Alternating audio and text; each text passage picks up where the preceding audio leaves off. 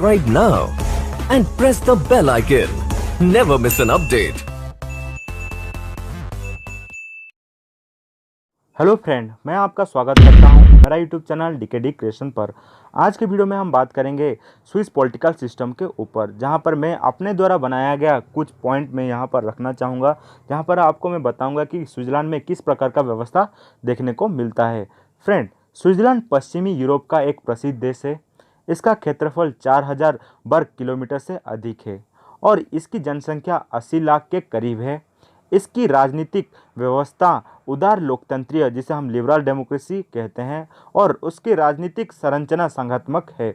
वस्तुतः इस देश का राजनीतिक नाम ही स्विस परिसंघ है। स्विट्जरलैंड को कई शताब्दियों से विश्व का प्रमुख तटस्थ देश व न्यूट्रल कंट्री माना जाता है और इसे इस रूप में अंतर्राष्ट्रीय मान्यता मिली हुई है। अतः ये उनके अंतर्राष्ट्रीय संगठनों का गढ़ रहा है और इसकी धरती पर अनेक अंतर्राष्ट्रीय शांति सम्मेलन आयोजित किए गए हैं। एक समय ऐसा भी था जब ये राष्ट्र संघ का मुख्य कार्यस्थल था, परंतु ये संयुक्त राष्ट्र संगठन का सदस्य 2002 में बना है। यूरोपीय संघ में प्रवेश के लिए भी यहाँ की जनता बिल्कुल तैयार नहीं है। स्विट्जरलैंड का समाज पुरुष प्रधान समाज है।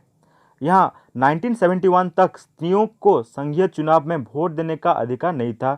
यही 1984 में पहली बार मंत्रिमंडल में कोई स्त्री रखी गई। उसने 1988 में त्यागपत्र दे दिया और वहां दूसरी स्त्री 1993 में रखी गई। 1999 में संघीय सभा ने पहली स्त्री अध्यक्ष का चुनाव किया। उसी वर्ष यूरोपीय संघ के साथ दो पक्षीय व्यापार समझौता पर हस्ताक्षर किए गए। 1999 की एक परिपुच्छ के अंतर्गत ही कामगारों के लिए हड़ताल के अधिकार को मान्यता देने के उद्देश्य से संवैधानिक संशोधन किया गया। अभी हम फ्रेंड बात करेंगे राजनीतिक प्रणाली के बारे में। स्विट्जरलैंड अनेक राजनीतिक प्रभागों में बटा है, जिन्हें कैंटन कहा जाता है। स्विस परिसंघ ऐसे 20 कैंटनों और 6 अर्ध कैंटनों का संघ है। स्विट्जरलैंड का संविधान 1874 से चला आ रहा है। इस संविधान के अंतर्गत संघीय सरकार को विशिष्ट शक्तियां प्रदान की गई हैं और अविशिष्ट शक्तियां कैंटोनों के पास रहने दी गई हैं। प्रत्येक कैंटन का अपना अपना संविधान, अपनी अपनी विधानसभा और अपनी अपनी सरकार है। कैंटोनों से निचले स्तर पर 3000 से ज़्यादा कम्युनिस्ट हैं। इनकी जनसंख्या 20 से लेकर 3,50,000 तक है। कम्यून सभाओं और परिपुच्छ के माध्यम से वहाँ प्रत्यक्ष लोकतंत्र, जिसे हम डायरेक्ट डेमोक्रेसी को वहाँ बढ़ावा दिया जाता है। स्विस संविधान के अंतर्गत संघ के स्तर पर संघीय सभा की व्यवस्था की गई है, जिसमें 2 सदन हैं। निचले सदन को राष्ट्रीय परिषद कहा जाता है और ऊपरी को राज्य परिषद या राज्यसभा कहा जाता है। राष्ट्रीय परिषद में 200 सदस्य होते हैं, जो सार्वजनिक, वैश्विक व मत अधिकारी के आधार पर आनुपातिक प्रतिनिधित्व के सिद्धांत के अनुसार दलीय सूची प्रणाली से 4 वर्ष के लिए चुने जाते हैं। राज्य परिषद में 46 सदस्य होते हैं। इनमें प्रत्येक कैंटन के 2-2 प्रतिनिधि और प्रत्येक अर्ध कैंटन का 1-1 प्रतिनिधि होते हैं। राज्य परिषद के सदस्य 3 या 4 वर्ष के लिए चुने जाते हैं। इनका कार्यकाल संबद्ध कैंटन के अपने संविधान से निर्धारित होता है। स्विट्जरलैंड में संघीय परिषद के हाथों में रहती है। इसमें 7 सदस्य होते हैं, जिन्हें कभी कभी मंत्री कहा जाता है। ये सदस्य संघीय सभा के द्वारा इसके दोनों सदनों, जो कि है राष्ट्रीय परिषद और राज्य परिषद के संयुक्त अधिवेशन में 4 वर्ष के लिए चुने जाते हैं। इसका प्रत्येक सदस्य किसी एक संघीय विभाग का अध्यक्ष होता है। संघीय परिषद इनमें से एक सदस्य को 1-1 वर्ष के लिए अपना अध्यक्ष और उपाध्यक्ष चुनती है। एक प्रथा के अनुसार संघीय परिषद के किसी सदस्य को लगातार 2 बार अध्यक्ष नहीं चुना जा सकता। एक अन्य प्रथा के अनुसार अध्यक्ष का कार्यकाल पूरा हो जाने पर पिछले उपाध्यक्ष को नया अध्यक्ष चुन लिया जाता है।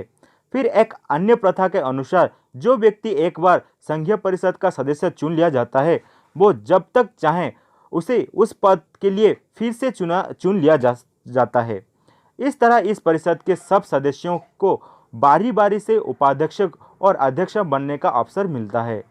संघीय परिषद के अध्यक्ष को ही स्विस परिसंघ का अध्यक्ष या राष्ट्रपति कहा जाता है। अपने 1 वर्ष के कार्यकाल में संघीय परिषद के अध्यक्ष को अपने 6 सहयोगी के समकक्ष माना जाता है। उसे कुछ अतिरिक्त वेतन और भत्ते तो मिलते हैं, परंतु वो केवल सांकेतिक राज्य अध्यक्ष, जिसे हम नॉमिनल हेड ऑफ स्टेट की भूमिका निभाते हुए देखते हैं। उसकी कार्यकारी शक्तियां अपने सहयोगी के समतुल्य होती है। यही कारण है कि रिचरन कार्यपालिका को बहुल कार्यपालिका माना जाता है। ये इसकी विलक्षण विशेषता है। अभी हम फ्रेंड देखेंगे प्रत्यक्ष लोकतंत्र की संस्थाएं। स्विट्जरलैंड की राजनीतिक प्रणाली के अंतर्गत प्रत्यक्ष लोकतंत्र की सिद्धांत का सबसे विस्तृत प्रयोग देखने को मिलता है। मूल्यतः प्रत्यक्ष लोकतंत्र ऐसी व्यवस्था का संकेत देता है जिसमें किसी छोटे समुदाय के सारे नागरिक समय समय पर स्वयं एकत्र होकर कानून बनाते हैं या सार्वजनिक निर्णय करते हैं। प्राचीन यूनान के कुछ नगर राज्यों में यह प्रथा प्रचलित थी। हालांकि वही नागरिक का दर्जा इन गिने लोगों को ही प्राप्त था। आधुनिक युग के बड़े बड़े समुदायों में जहां नागरिक का दर्जा भी राज्य के सभी सदस्यों के लिए सुलभ है, ऐसी प्रथा व्यापारिक नहीं होगी। अतः लोकतंत्र के वर्तमान रूप के अंतर्गत किसी देश के नागरिक अपने प्रतिनिधि के माध्यम से ही अपना राजनीतिक अधिकारों का प्रयोग करते हैं। इस व्यवस्था को प्रतिनिधि लोकतंत्र कहा जाता है, व रिप्रेजेंटेटिव डेमोक्रेसी भी उसको बोलते हैं। स्विट्जरलैंड में भी प्रतिनिधि लोकतंत्र के माध्यम से शासन चलाया जाता है, परंतु वहाँ की राजनीतिक प्रक्रिया के अंतर्गत प्रतिनिधि लोकतंत्र में प्रत्यक्ष लोकतंत्र का पुट होने का विस्तृतः प्रयत्न किया गया है। वैसे विश्व की अन्य लोकतंत्रीय प्रणालियों में, जैसे कि संयुक्त राज्य अमेरिका के कुछ राज्यों, इटाली और स्लोवाक गणराज्य में भी ऐसा प्रयत्न हुए हैं, परंतु स्विट्जरलैंड ऐसे प्रयत्न के लिए विश्व से विख्यात है।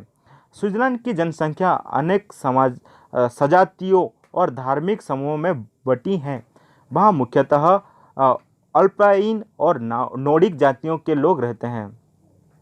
इनमें मोटे तौर पर 70% लोग जर्मन भाषा बोलते हैं और 20% फ्रांस बोलते हैं और 10% इटालियन बोलते हैं। करीब 47% लोग रोमान कैथोलिक धर्म को मानते हैं और करीब 44 प्रोटेस्टेंट हैं। शेष अन्य धर्मों को आस्था रखते हैं। इस तरह के समूहों में भिन्न भिन्न विषयों पर सहमति होना मुश्किल है, परंतु ये लोग अपने मतभेदों पर अत्यधिक बल नहीं देते हैं, बल्कि सर्ववर्तन मूलक राजनीतिक में विश्वास करते हैं, जिसको हम बोलते हैं कौन सोसाइटेशनल पॉलिटिक्स पर वो विश्वास करते हैं।